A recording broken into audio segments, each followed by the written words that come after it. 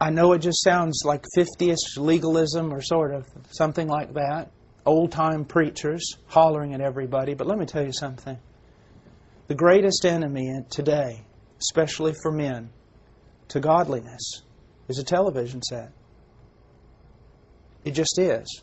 Now, I'm not saying that television sets are of the devil and you ought to throw your TV away. I'm just saying almost everything that's on it is not going to lead to your joy. It's not going to lead to the promotion of your family. It's not going to lead to anything but bad. It's just true. And you can memorize Scripture 20 hours a day, but if you sit down and just watch a little bit of that stuff that's on there, and the ramifications are unbelievable. First of all, are our lives so mundane? Are they become so truncated, and are they in such a rut that we've got to watch other people do make-believe because our lives don't have enough in them to even muster up interest?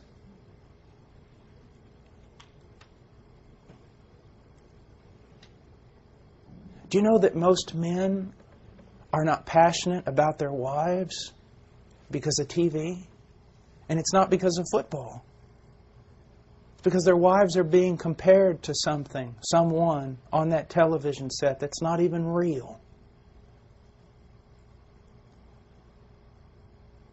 Cindy Crawford, she used to be a famous supermodel or whatever. I read in an article where she said, Cindy Crawford doesn't even look like Cindy Crawford.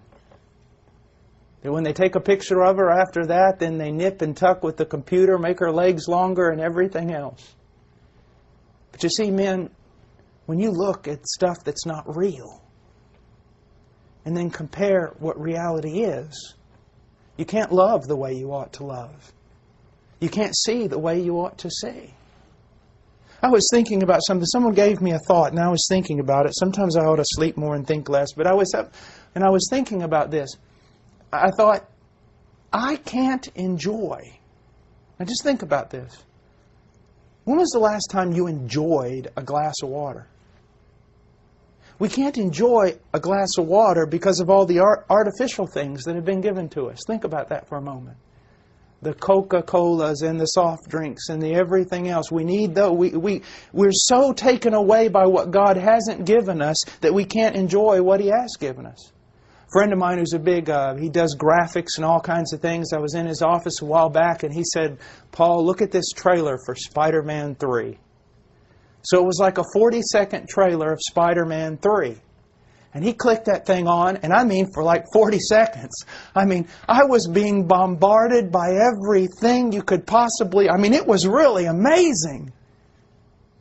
It was just get your heart going and all these things this guy could do, and it was just absolutely phenomenal. And when it's finished, I was almost wore out. And then I thought about it. How could a kid watch this unrealistic thing and then appreciate walking through a wood with his father? Something is being put before our minds that's totally unrealistic. It is a lie. It's a lie about reality. Many of you are not happy with what you've got because you don't have what you see on TV, and you don't realize that what's on TV is a lie. Life's not supposed to be like that. So it's not just the thing you see some things that are pornographic, but your whole worldview is just warped. To be happy, you must be like this. To be happy, you must be like them. To be happy, this must happen in your life. And because it doesn't, in real life, people get old, they get ugly, they get sick, things fall apart, things don't work right. And then you walk around disgusted because your life's not like everyone else's, when in fact your life is just like everyone else's. It's just you're believing a lie. You see, don't think that false prophets are just those weird people who knock on your door with suitcases. The greatest false prophets on the face of the earth. The network. The network. And it's so our mind, we've got to think about our mind. It's not just what do we put in our mind, it's what do we keep out of it so that we can be pure. And purity is not this pietistic, Catholic, separatist thing. I'm talking about pure so that you can love your wife madly. I'm talking about pure so that you can wrestle and run with your children. I'm talking about pure so that you can laugh with all the fullness of your heart. Not religion. Not stifling, sick religion. But life. Let me talk to you for a moment about Harry Potter. Just for a moment. Harry Potter is a rebuke to the church. First of all, you need to understand something about Harry Potter. The witches are Christian. Did you know that? They are. Now, what do I mean? Witches eat children. Okay? They do. But the witches in Harry Potter are really nice.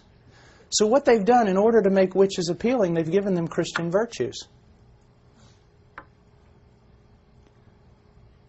But here's the thing about Harry Potter. A little child reads that book, watches it, and sees mystery, and marvel, and wonder, and adventure. Something to live for, to die for, something to be, something to experience, something to live out. And then you take them to church on Sunday.